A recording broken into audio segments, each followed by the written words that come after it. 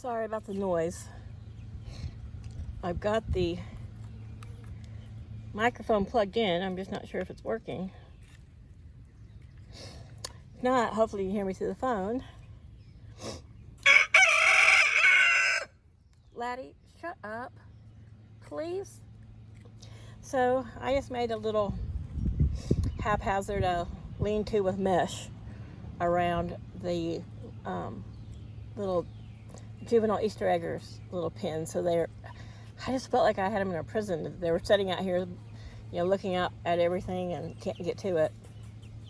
So I just laid some heavy 2x4s, stapled some mesh on it, around it. On that end, I just used this little round post so I can move them, and I can get the net's just hooked onto the top of that board over there on the back side. So there's a screw sticking out of it, so I can just unhook the mesh, crawl under there, and give them food and water. But I wanted them to be able to get out and practice their foraging and eat some bugs and scratch around in the grass. And when I first opened it, they came right out. But I went in to get the camera and make sure the microphone was charged and all that, and then came back out and they were back in. So I don't know if something spooked them, or if Laddie told them some story that turkey vulture or the robin is going to eat them. Who knows? So I'm hoping this microphone's working. I've got it on a little charger. I charged the part that inserts in the phone, but I didn't charge the actual mic part, so it might not be working. And if it isn't, well, hopefully you can still hear me.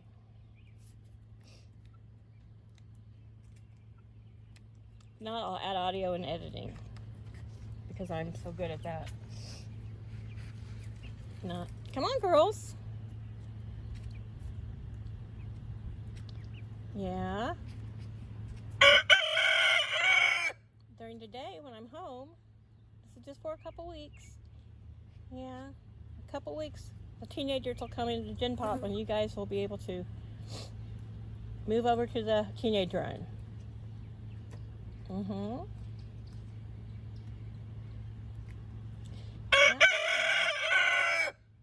Laddie, what? Why must you do this when I'm out here? Constantly, like nonstop. People might be taking afternoon naps and you're just crowing for no reason. Yeah, you're listening to me. And then you're getting ready to mouth off, aren't you? I need to get Dad out here to hold you while I trim your beak.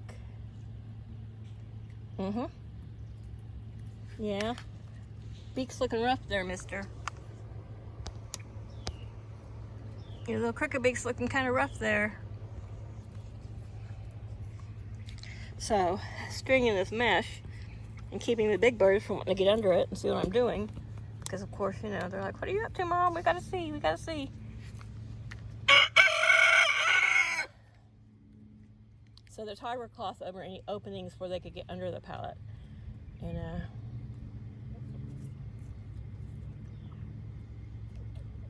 they were over here in the shade on this side earlier.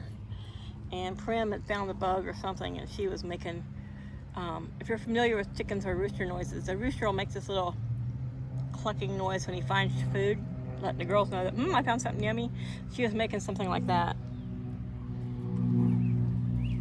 So we'll just watch them for a bit and see what they do. These girls are decimating a head of cabbage. And as much as Lyra inside loves cauliflower, I think later I'll go to the store and I was going to get a couple things for maybe tacos, or I was going to get some cauliflower. Though it's pricey, it's cheaper than treats and it's better for them. And maybe these guys won't like it as much as she does. But yeah, they've been going to town on that. Laddie a little bit, but with his crooked beak, he can't really peck at it and stab at it like they do, so. He really pretty much sticks to feed because it's something that's, it crumbles and he can get it in his mouth. And soft food when I do soft food with him. There's Miss Marigold. She really, really loves the cabbage. I ordered her new dress. It won't be here till, I think, tomorrow or Wednesday. It's just a single one. The heavy duty Australian one, like I said the other day, somehow Laddie had managed to unsnap it and it was just hanging from one wing. I washed it and I will still use that if I need to, but she's a smaller bird, so I'm gonna try one of the little thinner ones with elastic and see how that works. But she doesn't have any cuts or bleeding. It's just those feathers up there on the top right, but lower on her back, right, before you get to her tail. So I sprayed some Blue Coat wound care on it, so it's not red, so they don't peck at it. And hopefully she's on the mend. Yeah, that's your safe place in there. That's where your food and water is, and your bed, where you go at night. Little Miss Lily's being adventurous. Good girl, Lily.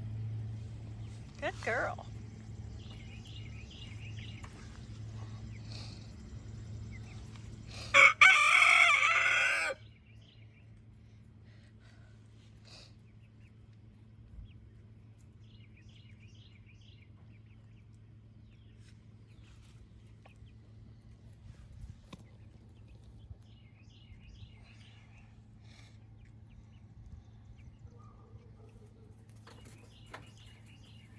You can't get in that way. It's just a dog. They heard a dog bark, so that's could have scared them to get it. You need to go around. See, it's okay.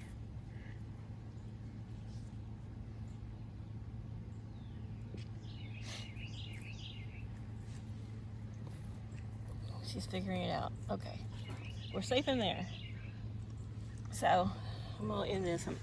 They feel safe in there, but yeah, you can see this is pretty hodgepodge. Like I said, it's only going to last for a couple weeks. If they're outside, I can put a little tarp over it to keep any wind that comes from or rain. It might come from the north or northwest, but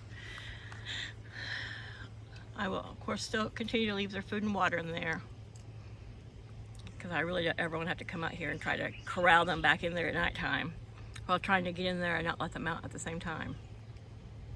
So, God, flies. Just now getting warm and there's flies everywhere, so we're gonna end this here. They're back in their little safe area. I'm sure they'll wander out.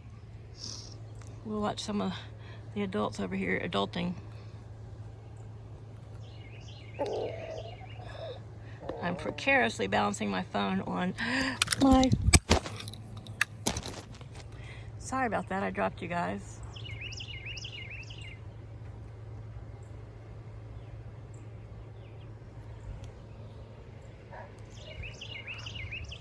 So these guys are in the shade, dust bathing and eating cabbage and chickening. Oops. It's about to fall off of this.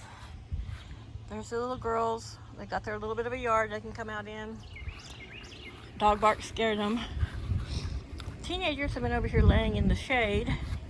They got quite a hole there. I mean, I can't dig a hole there because of the gravel, but man, they sure are making a bit dent. It's where their dust bath, favorite dust bath spot is. It was a nice pile of dirt, but as you can tell, they've rearranged it. Hi, Moira. Your sister's inside. She's getting better. Colum has been doing some little crows in the morning when he's ready to get out of the coop. So right now is the worst time for the sun on them. But they got a clean coop and fresh bedding. I just have this pressed in here like a little screen door. They don't attempt to get out, and the big ones don't attempt to get in there. It's very stiff and pokey, but it helps with airflow. Because I think once the little Easter eggers have grown up and everybody's together, and hopefully that is my fervent wish, I will take this door and that front side of this coop off. I just let that be a little hideout pavilion. I might put a couple nest boxes in there so they can all come in and out of there freely and not have to worry about they can get in out of the sun, and they can all use it, because I do want to take all this mesh and these poles down. So that probably will be longer than I want, as the Easter eggers are 9 weeks old. They got about 9 more weeks before they'll be ready to join the general population, so this is liable to stay up, through the end of July at least. And hopefully everybody integrates well and the fencing can come down. If I have to isolate Laddie, if, you know, I think the hens can be more aggressive, but if he's just gets hell-bent on attacking Colin and the other girls, then he will be isolated in this run. And if I have to, I'll adopt a couple more roosters so he can have some buddies to hang with in a little bachelor pad. Hopefully they'll get along. I mean, Colin's been out here since he's young. They don't fight through the fence. They don't peck at each other. They don't crow to compete. Colin's got his established 4 girls. Laddie's got his 4 girls. You know, and we'll just see how it goes. But here they are. They're back out again. You guys, that doggy can't get to you. He lives in a fence. He's unhappy about it. That's why he barks. All right. So they're finding little morsels of grass. It's so cute. I'm so glad they can at least get some fresh air. All the mesh is tucked in and held down so they can't get under it. The big chickens can't get in it. And we'll just leave them out here to it for a while. Thanks, y'all. Bye. I was gonna sit in the shade, but I looked over here and they're pretending to dust bathe. They've dug them a little bit of a hole. I don't think there's much dirt, but they've dug down enough that they think they've got a nice dust bathing spot. I do see a little bit of dirt flying, so it doesn't take much of 3 of them scratching and then laying there and kicking to make themselves a nice little dust bath spot. Right now I don't think they're really dust bathing, but they're pretending. They're working on it.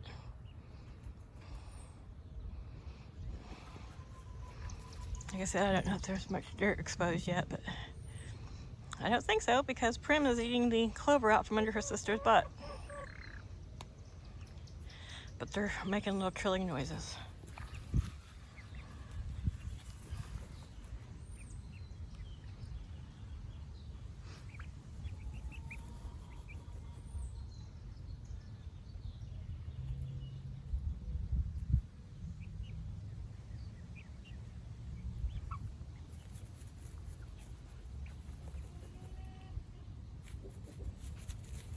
You gonna fall asleep, Zin Zin?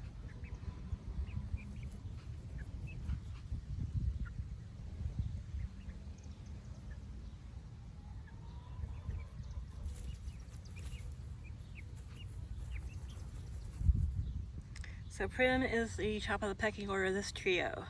I say Lily's next and then Zin Zin, but every now and then Lily gives Miss Prim here a run for her money, so we'll see. I'm looking forward to see how all the dynamics change between them all when they're all together.